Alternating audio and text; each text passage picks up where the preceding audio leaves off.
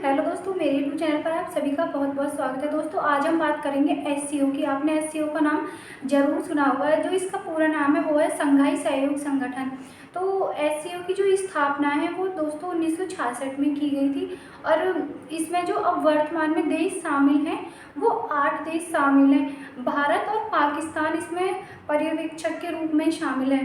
तो दोस्तों आपको जैसा कि पता ही होगा, एससीओ की जो बैठक है वो साल में मतलब एक बार होती है, यानी कि 1966 से ही इसकी हर साल एक बैठक होती आई है। और जो अब की 2022 की जो बैठक है वो उज्बेकिस्तान के समरकंद में अभी समाप्त हुई है। यानी कि जो यह बैठक स्टार्ट हुई थी वो अब 2022 में 15 और 16 सितंबर की थी।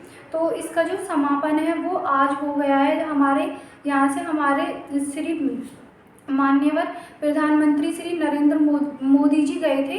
तो दोस्तों यह जो बैठक है भारत के लिए कितनी इम्पोर्टेंट रही और भारत के लिए मतलब इसमें क्या चीज़ें जो सामने आई हैं निकल कर, तो मैं उसी के बारे में आज आपके सामने बातें करूंगी। दोस्तों पहले हम जान लेते हैं जो एससीओ है इसका जो उद्देश्य है वो क्या है।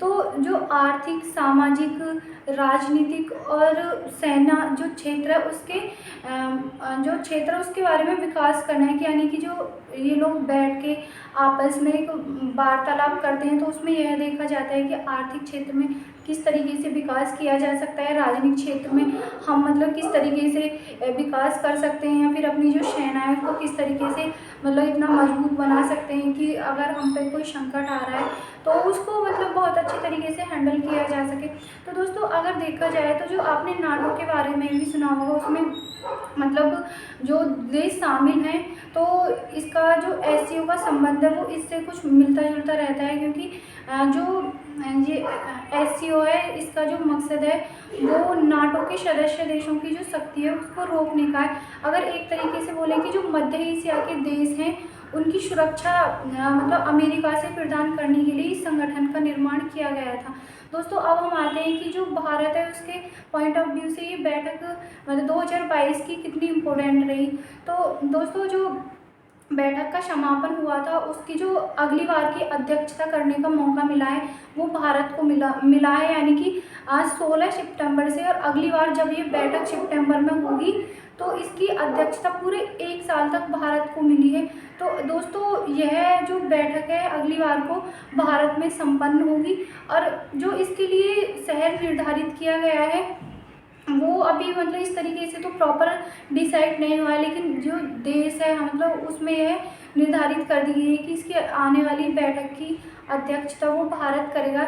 अब की बार जो इसमें इम्पोर्टेंट क्या हुआ है भारत के लिए, तो दोस्तों सबसे बड़ी बात यह है कि जो भारत का मतलब उत्तर प्रदेश का वाराणसी शहर है उसको मतलब कि बोलते हैं कि सांस्कृतिक और पर्यटक राजधानी के रूप में मतलब घोषित कर दिया गया है। जो उसमें एससीओ में शामिल देश थे और वहाँ जितने भी सदस्य थे उन्होंने सबने मतलब एक अपने हस्ताक्षर द्वारा यह मान्यता दी गई है कि जो भारत का उत्तर प्रदेश वाराणसी शहर है उसको सांस्कृतिक और पर्यटक एक राजधानी के रूप में मतलब ऐसा पहली बार हुआ है किसी देश को इस तरीके से मान्यता मिली है। तो दोस्तों ये मतलब हमारे लिए बहुत अच्छी बात है कि मतलब हमारे देश की धरोहर स्थलों में से एक को मतलब वाराणसी को भी इस तरीके से देखा गया है कि वहाँ पर सांस्कृतिक और पर्यटन स्थल के लिए उसे मतलब एक राजधानी के रूप में घोषित कर दिया गया है। तो दोस्तों हो सकता है जो आने वाली बैठक है वो वाराणसी में ही हो।